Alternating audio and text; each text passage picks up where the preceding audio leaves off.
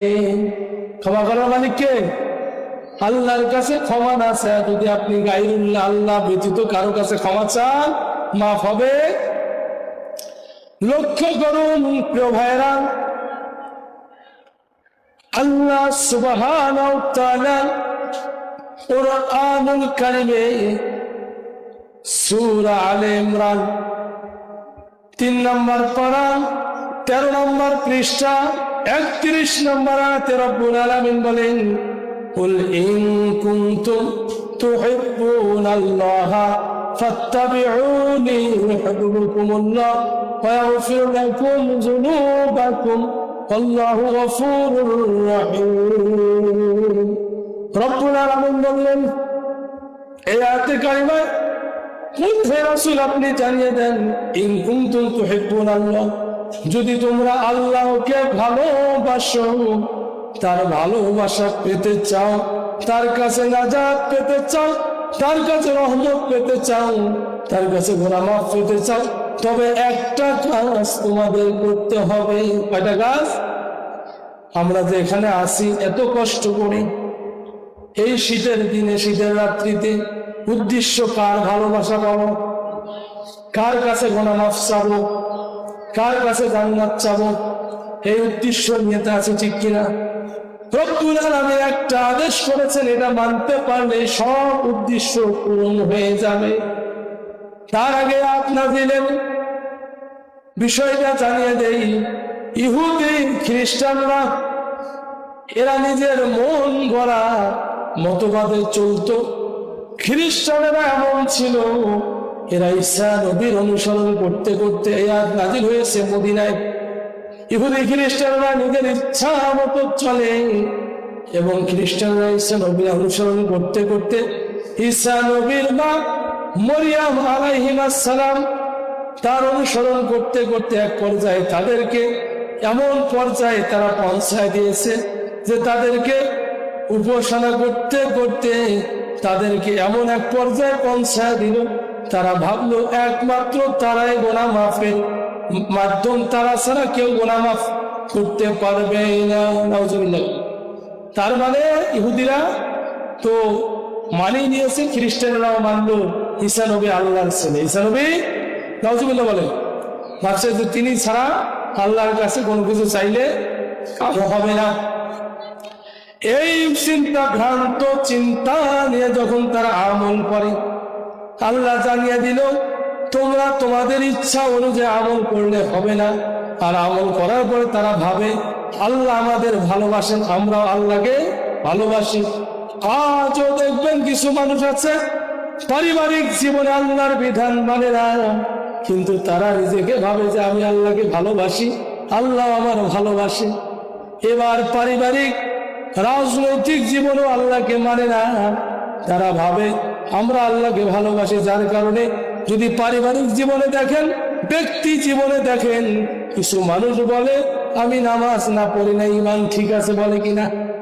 নবী বললেন ইন্না বাইনাল রুজুলি ওয়া বাইনাশ শিরকি ওয়া বাইনাল কুফরি তারকাস সালাত, যে নামাজ পড়লো না সে কাফের, সে মুশরিক। কথাটি নবী বলেছেন। কে বলেছেন?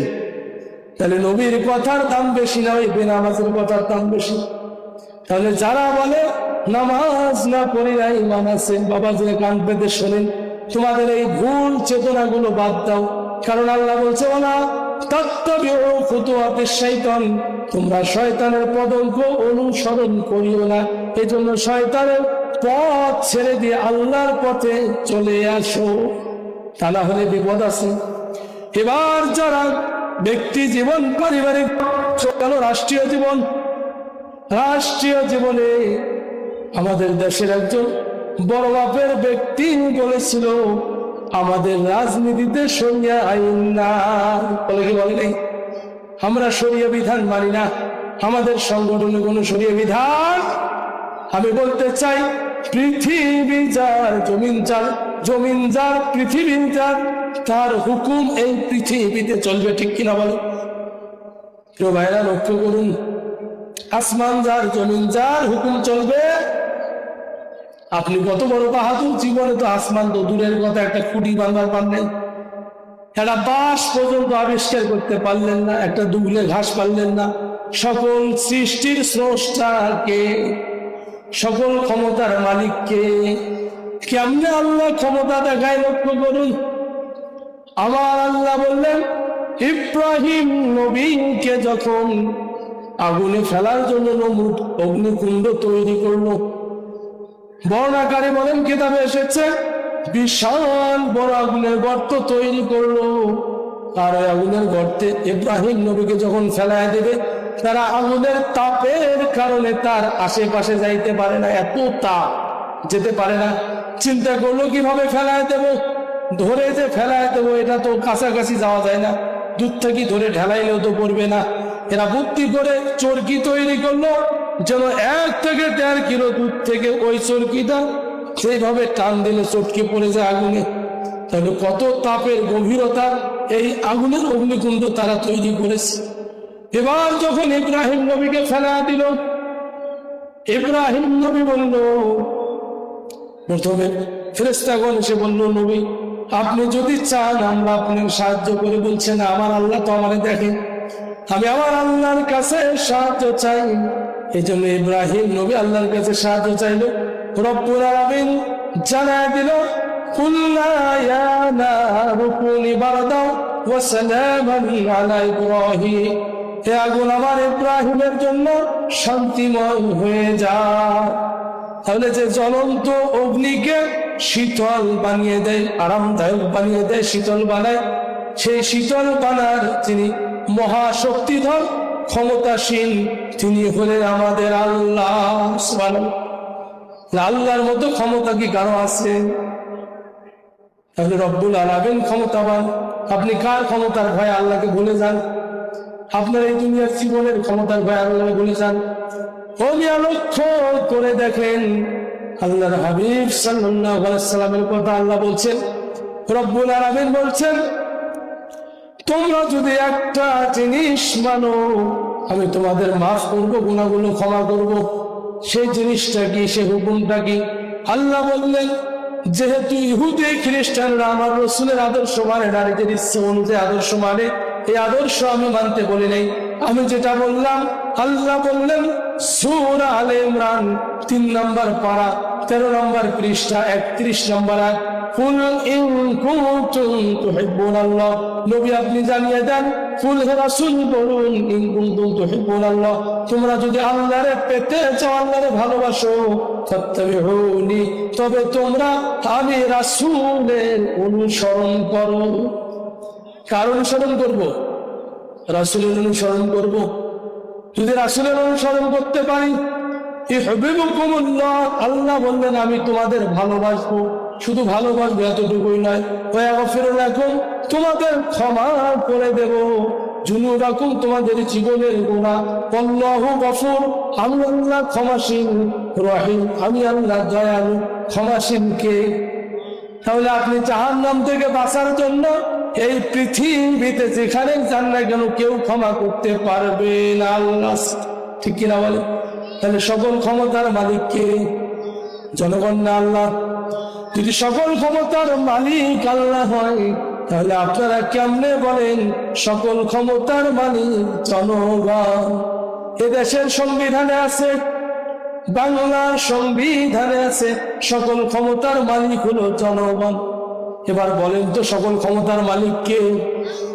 আবার আওয়াজ দিয়ে বলেন কে? আল্লাহ যদি সকল ক্ষমতার মালিক হয় আর আপনি যদি বলেন সকল ক্ষমতার মালিক জনগণ, আমি সমর্থন করলাম, তাহলে আপনি মুশরিক হয়ে গেলে। কারণ আল্লাহ বলছেন ইন্না সলাতি ওয়া নুসুকি ওয়া মাহইয়ায়া ওয়া মামাতি লিল্লাহি রাব্বিল আলামিন, নিশ্চয় আমার নামাজ কার জন্য? ইন্না সলাতি ওয়া নুসুকি, আমার ত্যাগ পরিত্যাগ কুরবানি কার জন্য? ওয়া মাহইয়ায়া, আমার এই জীবনটা কার জন্য? ওয়া মামাতি, আমার মৃত্যুটা কার জন্য? লিল্লাহি রাব্বিল আলামিন। এজন্য রব্বুল আলামিন বলছেন ইহফাত্তাবিউনি, তোমরা আমার রাসূলের অনুসরণ করো। যদি রাসূলের অনুসরণ না হয় তাহলে গুনাহ মাফ হবে না, গুনাহ মাফ কোনোভাবেই হবে না।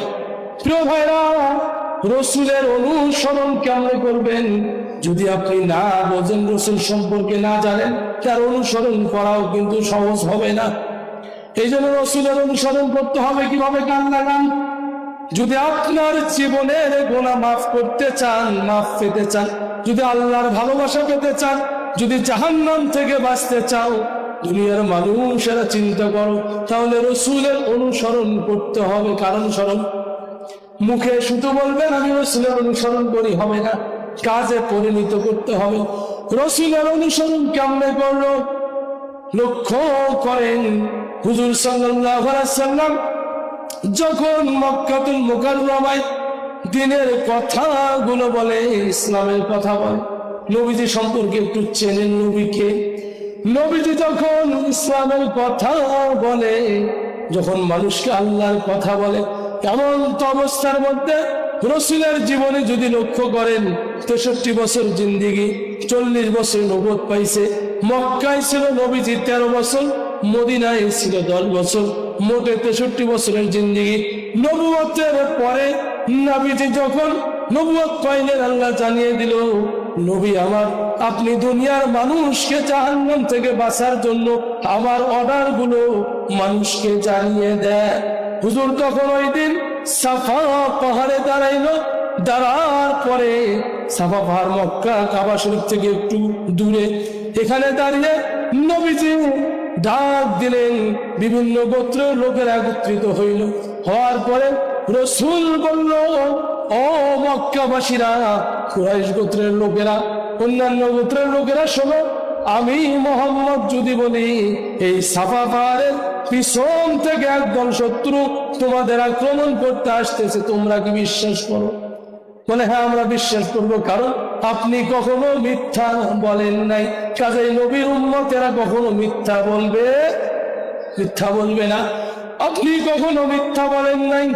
হুজুর বললেন, আমি তোমাদের জানিয়ে দিচ্ছি যে তোমাদের শত্রু শয়তান তোমাদের কুমন্ত্রণা দিয়ে আল্লাহর পথ থেকে ফেরায়া জাহান্নামের পথে নিয়ে যাচ্ছে। ইন্নাহু লাকুম আদুউম মুবিন, শয়তান তোমাদের প্রকাশ্য শত্রু। কাজেই তোমরা শয়তান থেকে আল্লাহর কাছে পানাহ চাও, আর আমি রাসূলের প্রতি ঈমান আনো, আল্লাহর উপরে ঈমান আনো। এ কথা হুজুর বললেন উপস্থিত লোকদের মাঝে। আবু লাহাব রাগ হয়ে উঠলেন, ধমক দিলেন, হে মুহাম্মদ, কি বলো? তুমি কি এই জন্য আমাদের ডাকছো? এটা কোনো কথা হইল? আমরা মক্কার এত বড় বড় নেতা, তুমি আমাদেরকে বাদ দিয়ে এটা কি বলো? আমরাই তো সবকিছুর মালিক। যখন আবু লাহাব এভাবে রাগ হইল, খিসমিসাচ্ছে, আঘাত করবে, সর্বশেষ বলল, মুহাম্মদ তুমি ধ্বংস হও, যে জন্য আমাদের ডাকছো এটা আমরা চাই না ধ্বংস। আর কোনো কথাই পাইলে না, কাজও পাইলে না।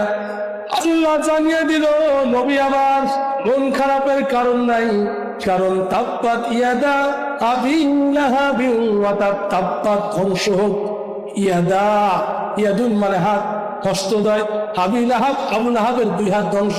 এ কথা বললেন কে? মা গুনাহু মালহু আমার কাছে, তিনি যা উপার্জন করেছে এগুলো তার কোনো কাজে আসবে না, যা অর্জন করেছে কোনো কিছু কাজে আসবে না। কথা বলেছেন কে? কেন বললেন? ওখানে তো বহু লোক ছিল, কারণ কোন লোকের উপরে তো আল্লাহ রাগ হইল না, হইল আবু লাহাবের উপরে। কারণ হলো যত লোক ছিল এরা নবীর বিরুদ্ধে কথা বলে নাই, আল্লাহর বিরুদ্ধে বলে নাই, শুনছে কিন্তু তারা হয়তো মানে নাই।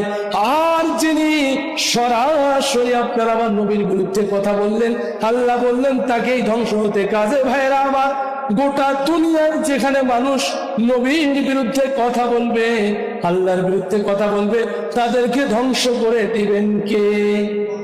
বুঝতেছেন কথা? যারা বলে শরিয়া আইন মানে না, তাদেরকে ধ্বংস করবেন কে? কারণ শরিয়ার বিধিবিধান দাতা হলেন আল্লাহ এবং রাসূল। ওয়াতিউল্লাহ ওয়া আতিউর রাসূল, আল্লাহ বললেন আল্লাহ এবং তার রাসূলের আনুগত্য করো। ওয়াউলিল আমরি মিনকুম, এরপরে যারা উলিল আমর, আলেম ওলামা, যারা আল্লাহর পথে আছে, তোমাদের উপদেশ দেয় সেটাও গ্রহণ করো। আদেশ করলেন কে? এবার যারা বিরুদ্ধে গেল, দেখেন কি হইল। ওই আবু লাহাবের অবস্থা, আবু লাহাব ওখান থেকে রাগ হয়ে চলে আসলো, আর রাসূলকে অভিশাপ দিল। যেহেতু অভিশাপ দিল, তার কিছুদিন পরেই আবু লাহাব মারা গেল। এমন ঘা হয়ে শরীরের মধ্যে পচা দুর্গন্ধময় ঘা হইল, শরীর পচে পচে গোস্তগুলো খুলে যায়। এবার মানুষেরা গন্ধে তার আশেপাশে থাকে না। আল্লাহ বললেন তার কোনো সন্তান সন্ততি কাজে লাগবে না, যা উপার্জন করছে সম্পদ এগুলো কাজে লাগবে না। এবার তার যত সম্পদ ছিল তখন ঘা হইল, শরীরে মানুষ ঘৃণায় চলে গেল, সম্পদও কাজে লাগলো না, সন্তানগুলো কাজে লাগলো না। সন্তান দেখলো বাপ আমার ঘা বেড়াইছে, আর থাকবে এখানে থাকবো না, এখানে আর আশেপাশে নাই। এভাবে আবু লাহাব মরে গেল, তার ওই লাশটার কাছে কেউ গেল না।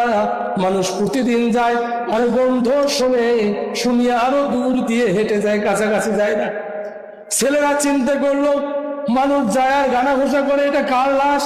বলে এটা ওই আবু লাহাবের লাশ, যে আবু লাহাব মোহাম্মদকে বলেছিল ধ্বংস হোক, আর সে নিজেই ধ্বংস হয়েছে। যে আবু লাহাব মোহাম্মদকে অভিশাপ দিয়েছে, সে আবু লাহাবের ছেলেরাও তার কোনো কাজে আসতেছে না, সমালোচনা করতেছে। ছেলেরা লজ্জায় পড়ে কিছু মানুষকে ভাড়া করে এনে তারা নিজেরাও পাথর ঢেলে ঢেলে নিজের বাপের লাশটা পাথর দিয়ে ঢাকিয়ে দিল। প্রিয় ভাইয়েরা, আমার কাজেই আপনি যখন আল্লাহর বিধান মানবেন না, তাহলে আপনি চুপ থাকেন, তবুও রহমত পাবেন। কিন্তু যখন এই বিরুদ্ধে চলে যাবেন, দুনিয়া ও আখিরাত উভয় জগতে ক্ষতিগ্রস্ত হবেন। ঠিক কিনা বলে? প্রিয় ভাইয়েরা, লক্ষ্য করুন, এবার রাসূল সাল্লাল্লাহু আলাইহি ওয়াসাল্লাম চলে গেলেন তায়েফে। তায়েফে যখন আল্লাহর হাবিব গেল, ওই তায়েফে নবীজির কিন্তু বারন্ত বয়সটা, অর্থাৎ ছোট থেকে বড় হয়েছে 6 বছর পর্যন্ত। মা হালিমাতুস সাদিয়া, নবীজির দুধমা, তার ওই বাড়ি ছিল তায়েফে।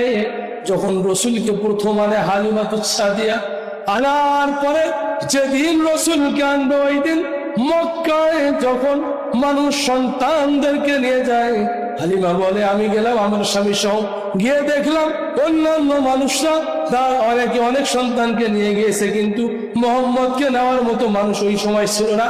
আমি গেলাম মোহাম্মদের কাছে, গিয়ে যখন তাকে নিলাম, কোলে উঠায় নিলাম, আমার বুক ভরে গেল। আমার শরীরটা তখন অসুস্থ মনে হয়েছিল, কিন্তু মোহাম্মদকে কোলে নেওয়ার সঙ্গে সঙ্গে শরীরটা আমার সুস্থ হয়ে গেল। শুধু তাই নয়, আমি হালিমা আমার ওই মরা গাধা, আদা মরার মতো ওর পিঠে যখন উঠে বসলাম, মনে হয় গাধাটা জুয়ালি শক্তি ফেরত পাইল। আমি যখন বাড়িতে আসলাম, আমার বাড়িতে একটা উট ছিল। উটের দুধ পরের দিন দহন করতে গেলাম, আগের দিন দেখলাম উটটা শরীর শুকে গিয়েছে, তার স্তনে কোনো দুধ নাই। পরের দিন মোহাম্মদকে আনার পরে যখন সকালে গেলাম, দেখলাম উট দুধে ভরে গিয়েছে। আমি জানতে পারলাম মোহাম্মদ সাধারণ কোনো মানুষ না, অবশ্য অসাধারণ কোনো ব্যক্তি হবে। আমার আল্লাহ বলেন ওয়া আরসালনাকা ইল্লা রাহমাতাল লিল আলামিন, আমি আল্লাহ গোটা বিশ্ব জগতের জন্য আমি আমার রাসূলকে রহমত হিসাবে প্রেরণ করলাম। কাজেই সেই রাসূলের আদর্শ মানতে হবে।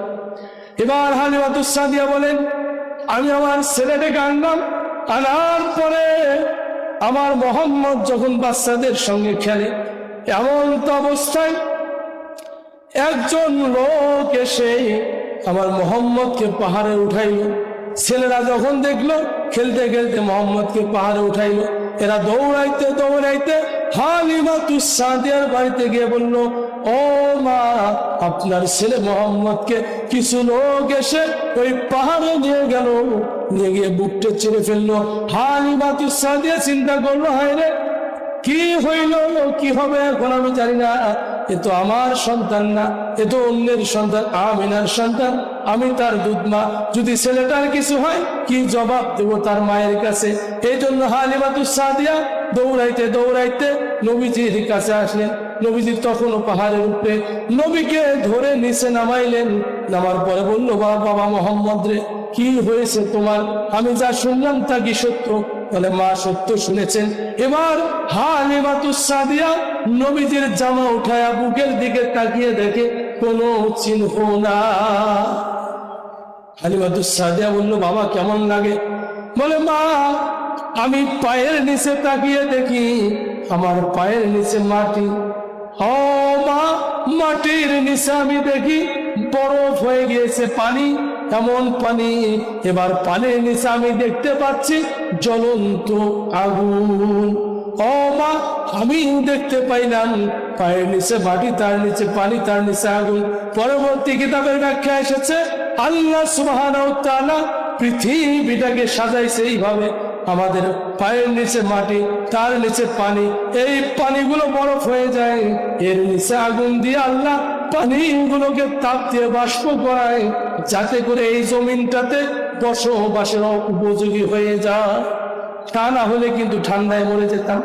এবার মুহাম্মদ সাল্লাল্লাহু আলাইহি ওয়াসাল্লাম বললেন, না, আসমানে তাকিয়ে দেখলাম, আসমান, প্রথম আসমান ভেদ করে দ্বিতীয় আসমান, এরপরে তৃতীয় আসমান, চতুর্থ আসমান, পঞ্চম, ষষ্ঠ, সপ্তম, এভাবে আমি দেখলাম আল্লাহর নূরের জগৎ লাহুল কুদস এভাবে পার হয়ে সিদরাতুল মুনতাহা পার হয়ে দেখলাম, সেখানে আমি দেখলাম একটা বৃক্ষের কলম দেখা যায়, যে কলমে মানুষের ভাগ্য লিপি লেখা হয়। আল্লাহ বলেন, কুল ইন্নামা আনা বাশারুম মিসলুকুম, আল্লাহ বলেন, কুল লাউ কানাল বাহরু মিদাদান লিকালিমাতি রাব্বি লানাফিদাল বাহর, পৃথিবীর তামাম পানিগুলো যদি কালি করা হয় আর গাছগুলো এগুলো যদি কলম বানা হয়, আমি আল্লাহর প্রশংসা লেগে শেষ হবে না। প্রিয় ভাইরা, হুজুর বললেন ওই বৃক্ষের কলমের মাথা পর্যন্ত আমি দেখতে পাই। এই রাসূল যখন তায়েফের ময়দানে তায়েফবাসীদেরকে দাওয়াত দিতে গেলেন, তায়েফের লোকেরা বলল, আমাকে বলে লাভ নেই, ওই নেতার কাছে যাও। সে বলল, ওই নেতার কাছে যাও। এভাবে তিনজন অতিক্রম করে হুজুর যখন গেলেন, তখন ওই লিডার বলল, নেতৃস্থানীয় লিডার বলল, এই মোহাম্মদ পাগল হয়েছে, এর পাথর নিক্ষেপ করো। তায়েফের যুবকরা রাসূলকে পাথর নিক্ষেপ করলো। পাথরের মার খাইয়া রাসূলের শরীর থেকে রক্ত ঝরতেছে, রক্ত ঝরে ঝরে উপর থেকে নিচে পড়ে গেল, পায়ের জুতোগুলো রক্তের সঙ্গে লেগে গেল। হুজুর বসলেন, কিছুক্ষণ পর জিবরাইল এসে বললেন, নবীজি, আপনি যদি আদেশ করেন এই তায়েফকে আমি উল্টায়া দেই। হুজুর বললেন, ও আল্লাহর ফেরেশতা, আমি তাদের জন্য দোয়া করি, কারণ তারা হয়তো বোঝে নাই, তাদের মধ্য থেকে প্রজন্ম কেউ যদি আল্লাহর বিধান বুঝিয়া আল্লাহর দিকে ফিরে আসে, এই দোয়া করি। মা আয়েশা বলেন, আমি নবীজির গোসল করাইতে গিয়ে দেখলাম তার এই শরীরের মধ্যে দাগ। আমি জিজ্ঞাসা করলাম, হুজুর, আপনার শরীরে বসন্তর দাগের মতো দেখা যায়, জীবনে কি কখনো আপনার বসন্ত হয়েছে? আল্লাহর হাবিব বললেন, আয়েশা রে, আমার জীবনে কখনো বসন্ত হয় নাই। তবে আয়েশা, শুনে রাখো, ওই যে তায়েফের ময়দানে আমি যখন দিন প্রচার করতে গেলাম, তায়েফবাসীরা না বুঝিয়া আমার শরীরে পাথর মারলো, এই পাথরের চিহ্ন আজও আমার শরীরে আছে। আল্লাহ বললেন, ফাত্তাবিউনি, আমার রাসূলের অনুসরণ করুন। যদি রাসূলের অনুসরণ করতে না পারেন, তাহলে কোনো কাম হবে না। ওয়াজ শুনিয়ে গেলাম, ওয়াজ করিয়ে গেলাম, লাভ হবে ভাই আমলে, আমলেও লাভ হবে না নবীর প্রেম না থাকিলে, ঠিক কিনা বলে? এই জন্য নবীর প্রেম হৃদয়ে বসাতে হবে। নবীর প্রেম আপনি সারাদিন মুখে বললেন আমি রাসূলকে ভালোবাসি, ওই যে ইহুদিদের মতো বললেন, কিন্তু সঠিক নিয়ম মানলেন না। খ্রিস্টানদের মতো বললেন, সঠিক নিয়ম মানলেন না। তার মানে তাদের ইচ্ছা অনুযায়ী চলে, আপনিও আপনার ইচ্ছা অনুযায়ী চললেন। নবীকে যদি ভালোবাসো মুসলমান, প্রমাণ দেখাও মুখে দাড়ি রেখে, ঠিক কিনা বল? যদি রাসূলকে এত ভালোবাসো, মুখে দাড়ি কই? এই জন্য যারা মুখে দাড়ি রাখেন নাই, আপনাদের কষ্ট হোক, আমি কষ্ট দিতে চাই না। আমি সঠিকটা বলতে চাই। মৃত্যুর পরে যখন প্রশ্ন করবে, মান রব্বুকা ওমা দীনুকা ওমা নবিয়ুকা, নবী সম্পর্কে যখন বলবে, আপনি কি বলবেন? এই দাড়ি তো আর আজকে কাটলেন কালকে হবে এমনটা নয়। দাড়ি এক মুষ্টি করতে তো সময় লাগে, কিন্তু আপনার মৃত্যু এক মুষ্টি পর্যন্ত হায়াত থাকবে কিনা লক্ষ্য করে। আমার 5 নম্বর পারার 9 নম্বর পৃষ্ঠা 78 নম্বর আয়াতে বলেন, আইনামা তাকুনু ইদরিকুমুল মাউতু ওয়ালাউ কুনতুম ফি বুরুজিন মুশাইয়াদা। আমি আল্লাহ যখন আদেশ করব, মৃত্যুর যখন পরোয়া জারি করে দেব, তখন তোমরা যেখানে যে অবস্থায় থাকবো না কেন আমার ফেরেশতা সেখান থেকে তোমাদেরকে ধরে বাহির করে তোমাদের রূহটা নিয়ে আসবে, দেহটা মাটিতে পড়ে থাকবে। কাজে ভাইয়েরা আবার কুল্লু নাফসিন যায়িকাতুল মাউত, প্রত্যেকটা প্রাণীকে মৃত্যুর স্বাদ গ্রহণ করতে হবে। মৃত্যু থেকে কেউ বাঁচতে পারবে? কেমন ইমান হওয়া দরকার? রসুলের আদর্শ কেমন হওয়া দরকার? ভাইরা আমার, রসুলের আদর্শ জীবন গেলেও মানতে হবে। বলে কেমনি মানবেন আপনি? মানবেন এইভাবে, শিক্ষা এখান থেকে নেবেন। রসুলের কাছে ঈমান এনেছে বেলাল রাদিয়াল্লাহু তাআলা। বেলাল যখন ঈমান আনলেন, হাফসি গোলাম ছিল, উমাইয়ার গোলাম ছিল।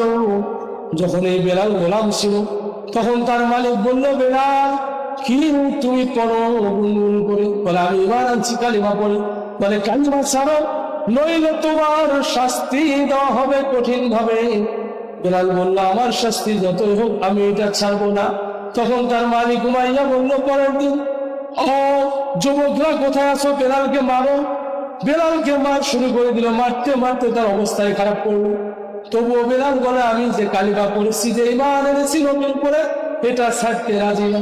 এবার পরের দিন বললো, বেলালের গলার মধ্যে রশি দাও, আর গরু চতুষ্পদ যেমন জানোয়ার গুলো হাঁটে, বেলালকে বললো ওভাবে তুমি দৌড়াও, অর্থাৎ দুই হাত দুই পা মাটিতে দিয়ে দৌড়াইতে থাকো। পিটাচ্ছে। এরপরে পিটাইতে পিটাইতে বেলালের অবস্থা খারাপ করলো। এবারও বললো, ওই মহিলা ডাক দিয়ে বললো, বেলাল এখন সময় আছে, জানে বাঁচবে, তুমি যদি মোহাম্মদকে ছাড়ো, তার অনুসরণ বন্ধ করো। তিনি বললো, আমি তা করবো না। এবার পরের দিন মরুভূমির পানির মধ্যে শুয়াইয়া বুকে পাথর দিয়ে জিহ্বা টেনে নিয়ে পেরাক গিরে দিল, আর বললো, বেলাল এখনো সময় আছে, ছেড়ে দাও। বেলাল বলল, রব্বুল আলামিন, ওগো আল্লাহ, তুমি কি দেখো না আমার এই দুঃখ? এই কথাগুলো রসুলের কানে পৌঁছে গেল। হুজুর ডাক দিয়ে বলল, কোথায় আছো আমার সাহাবারা? বেলাল খুব কষ্টে আসে, ওকে আজাদ দিতে হবে, ওকে মুক্ত করতে হবে। আবু বকর পরের দিন দৌড় দিয়ে আসলো ইহুদি মহিলার কাছে, ওই গোলামকে আমি কিনতে চাই, কত মূল্য বলো? বলে, গোলামকে কিনতে চাও? গোলামের মূল্য তো দিতে পারবে না। বলে, না, আমি পাবো কত মূল্য? বলে, মূল্য হলো আমি যা দিয়ে নিয়েছি তা হবে না। উদাহরণ দিচ্ছি, ধরেন সে 50 দিরহাম দিয়ে নিয়েছি, এখন চাচ্ছে 5000। সুযোগ পাইছে বেলাল। এবার আবু বকর বলল, ও ইহুদি, দাও, আমি 5000 দিচ্ছি, দিয়ে বুঝায় নিল। ইহুদি বলল, আমি ভেবেছিলাম মুসলমানদের বুদ্ধি বেশি, এখন দেখলাম বুদ্ধি তাদের নাই। মরা গোলামকে 5000 দিরহাম দিয়ে নিল। এবার আবু বকর বলল, ভেবেছিলাম ইহুদিদের বুদ্ধি বেশি, যদি তুমি আমার সমস্ত সম্পদ চাইতে তাও দিতাম, কারণ একজন মুসলমানের কাছে একজন মুসলমানের মূল্য আসমান জমিনে যা আছে সবচেয়ে বেশি। আর এখন আমরা মুসলমানের সাথে শত্রুতা করি। হুজুর বলেন, আর মুসলিম, এখন মুসলিম প্রত্যেক মুসলমানের ভাই। আল মুসলিম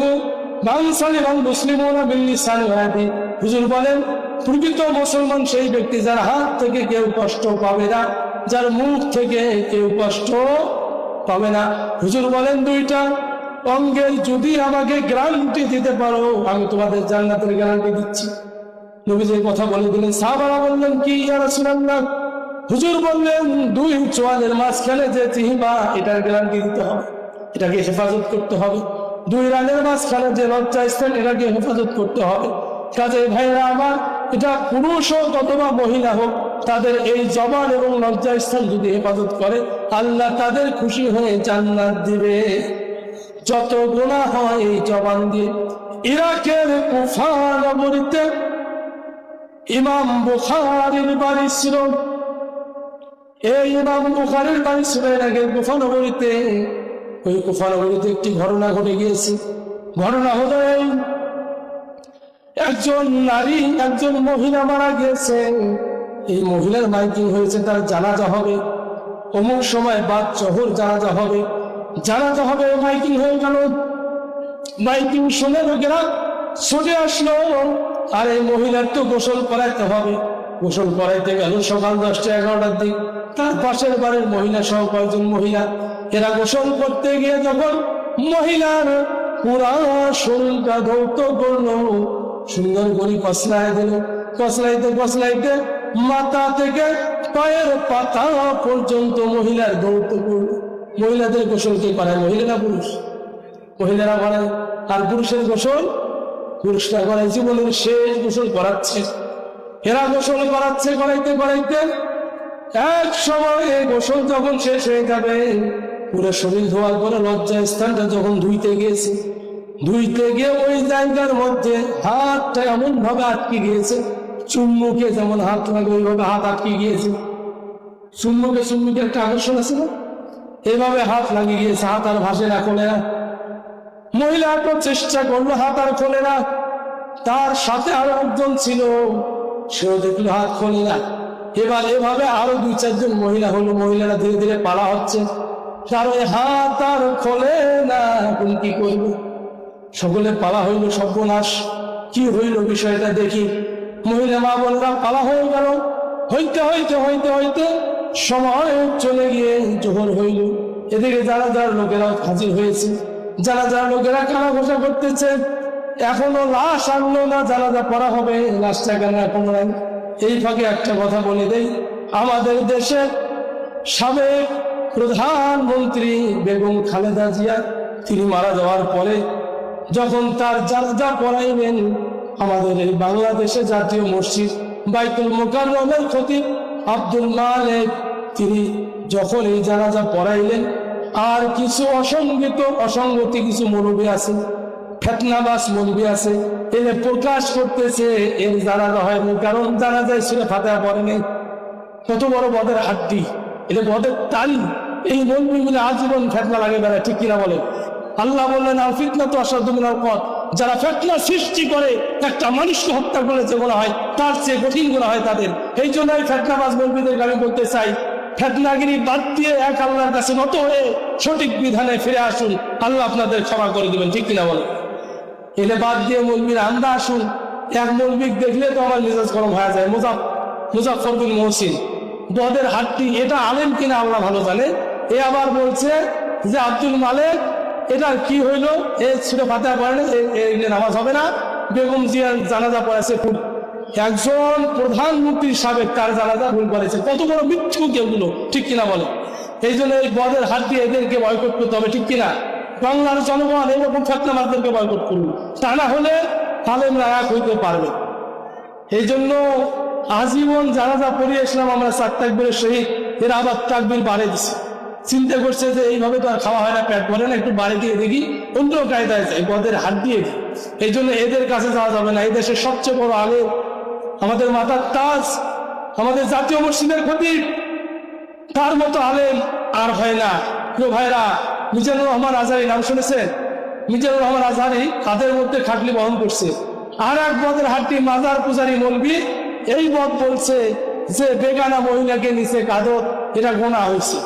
কত বড় জ্ঞান অর্জন করছে দেখেন আহাম্মক।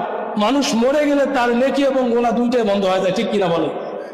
আরে বদের হাড্ডি, হ্যাঁ, এর ধান্দা দেখেন কিভাবে ফিতনা সৃষ্টি করে। প্রিয় ভাইরা, যে কথায় ছিলাম, ওই মহিলা যখন গেল ওইখানে, হাতটা আটকে গেল, জানার দরকার আছে? হাত আটকে যাওয়ার পরে এবার হইল কি, কেউ বলতেছে এই মহিলাকে, লোকজন জানাজা হাজির হয়েছে, জানাজার লোকগুলো বলতেছে কি হয়েছে ঘটনা তারা জানলো। জানার পরে বললো ওই জীবিত মহিলা যার হাত আটকে গিয়েছে, কেউ বললো ফতোয়া দিল ওই মহিলার হাতের কবজি কাটিয়ে দেন, কেটে দেন জীবিত মহিলা। আবার কেউ বললো না, মৃত্যু মহিলার লজ্জা স্থান কেটে দাও। আবার কেউ বললো না, জীবিত মহিলার হাতের এ পর্যন্ত কেটে দাও। আবার কেউ বলতেছে মরাবত্তা দুইটাকে একসাথে কবর দাও। এবার ঘটনা কোনটা সঠিক জানার দরকার আছে না? এটা কিন্তু সমাধান কোরআনের আয়াত দিয়ে আছে। কেউ ভাইরা, এই সমস্যার সমাধান যেহেতু আমার সময় বেঁধে দেওয়া আছে, 9টা 30 মিনিট পর্যন্ত আমি সময়ের বাহিরে আলোচনা করব না। এটা আপনাদের স্মরণ থাকলো, ওই হাত কোন পর্যন্ত কাটবে, মরাবত্তার কবর দিবে নাকি না দিবে, এইটা আপনাদেরকে যদি আল্লাহ কখনো সুযোগ দেয় জানিয়ে দেবো। যেহেতু সময় আমার আর না, আমি আমার এই সময় শেষ করে দিচ্ছি। আলহামদুলিল্লাহ রাব্বিল আলামিন। আসসালামু আলাইকুম ওয়া রাহমাতুল্লাহি ওয়া বারাকাতুহু।